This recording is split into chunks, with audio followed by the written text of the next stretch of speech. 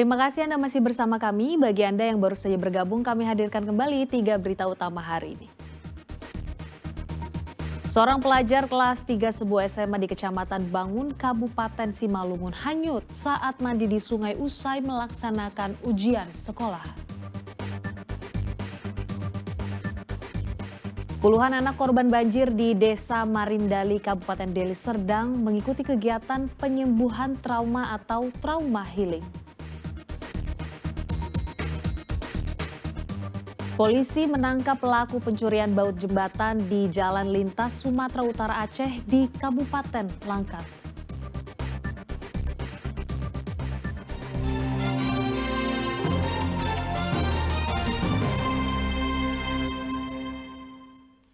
Kasus penyekapan dan tindakan kekerasan seksual serta penganiayaan terhadap seorang perempuan berusia 23 tahun pada 2 Desember 2024 lalu terus berlanjut.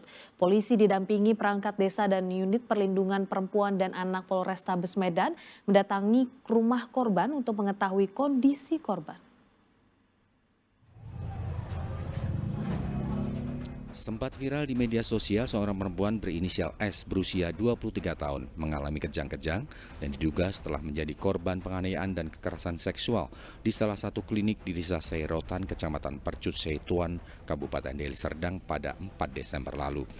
Berdasarkan video viral tersebut, Kapolrestabes Medan mendatangi rumah korban untuk melihat kondisi korban secara langsung. Hingga saat ini korban masih trauma akibat kejadian itu.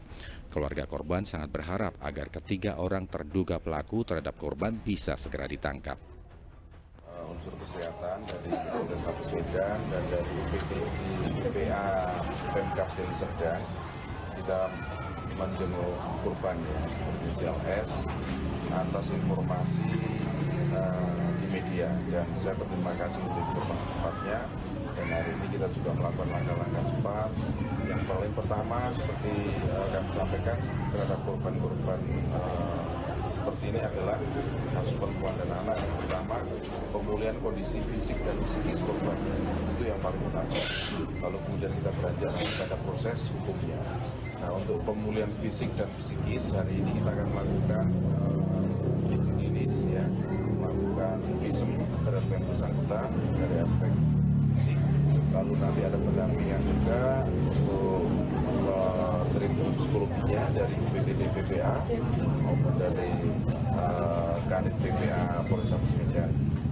Lalu berikutnya kita menjawab pada proses hukum. Kami sudah komunikasi juga dengan pengacara, dengan penasihat hukum, pendampingnya dari korban, keluarga korban. Sebelumnya diberitakan pada Senin 2 Desember lalu, korban yang kesehariannya mencari botol plastik minuman bekas meminta uang jajan kepada ibunya sebelum keluar rumah. Namun hingga sore hari, korban tak kunjung kembali. Ibu korban dan keluarga kemudian melakukan pencarian hingga ke kawasan Batangkuis, Kabupaten Deli Serdang. Pada Rabu dini hari 4 Desember, korban kembali pulang dengan sejumlah luka di tubuhnya. Ia mengaku telah menjadi korban tindakan kekerasan seksual dan penganiayaan dari 3 orang pria di tepi sungai. Muhammad Hamdani melaporkan dari Deli Serdang. Viral di media sosial, pencuri besi jembatan di Jalan Lintas Sumatera Utara Aceh, tepatnya di Kecamatan Tanjung Pura, Kabupaten Langkat, diamankan aparat Polres Langkat. Pelaku mengaku sudah 5 kali melakukan pencurian besi jembatan. Video viral ini memperlihatkan banyaknya baut penyangga besi jembatan di jalur lintas Sumut Aceh yang dicuri. Ratusan baut penyangga jembatan ini hilang sehingga berakibat jembatan menjadi rawan ambruk. Menindaklanjuti video tersebut, aparat Polsek Tanjung Pura, Kabupaten Langkat langsung melakukan penyelidikan dan pengintaian di jembatan. Hasilnya, pelaku yang kembali melakukan pencurian langsung disergap. Sayangnya pelaku kabur dengan menceburkan dirinya ke sungai. Karena identitas pelaku sudah diketahui, akhirnya petugas menemukannya dan mengamankannya ke Mapolsek Tanjung Pura. Kepada petugas, pelaku mengaku sudah 5 kali melakukan pencurian baut jembatan. Hasil pencurian ini kemudian dijual untuk biaya makan keluarganya. Pengendapan tersebut, ternyata pelaku yang berhasil kita amankan ini berinisial MS, 36 tahun, ternyata warga Tanjung Pura sendiri, warga Payaprupuk, sedang melaksanakan aksinya. sekitar tanggal 3 jam 21.30. Namun pada saat kita mau melaksanakan upaya paksa berupa penangkapan, yang bersangkutan tersangka ini masih berhasil melarikan diri dengan cara melompat ke sungai dan melarikan diri dengan cara berenang. Namun kita sudah berhasil mendapatkan identitasnya yang bersangkutan dan beberapa barang bukti yang ditinggalkan oleh pelaku di tempat kejadian perkara, yakni ada sampan, kemudian ada beberapa baut dan mur yang belum berhasil dilarikan yang bersangkutan, serta sebo yang digunakan oleh yang bersangkutan untuk menjalankan aksinya. Tersangka bakal dijerat dengan pasal 363 dengan ancaman hukuman maksimal 7 tahun penjara. Muhammad Hamdani melaporkan dari Langkat.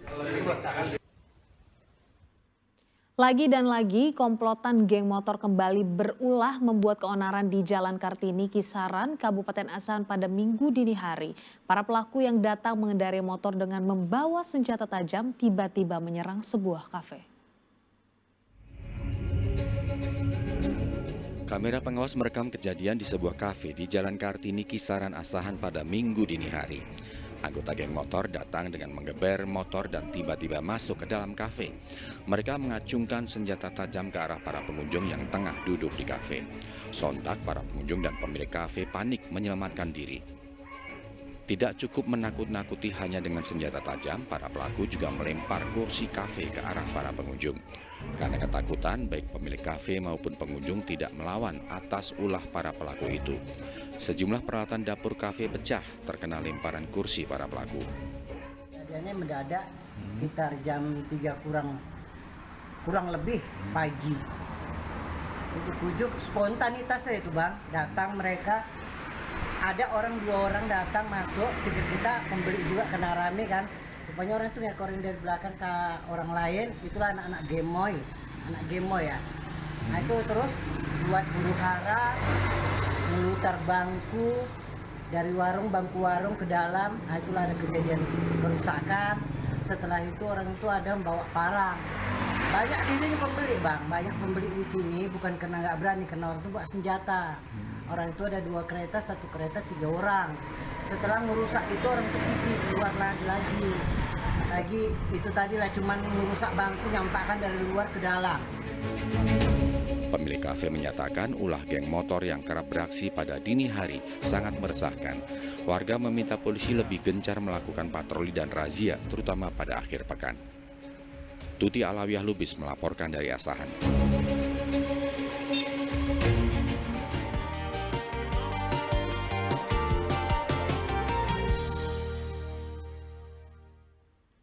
Laporan tersebut mengakhiri berita Medan hari ini. Saya Priscilia Claudia berterima kasih atas perhatian dan kebersamaan Anda. Selamat beraktivitas dan sampai jumpa.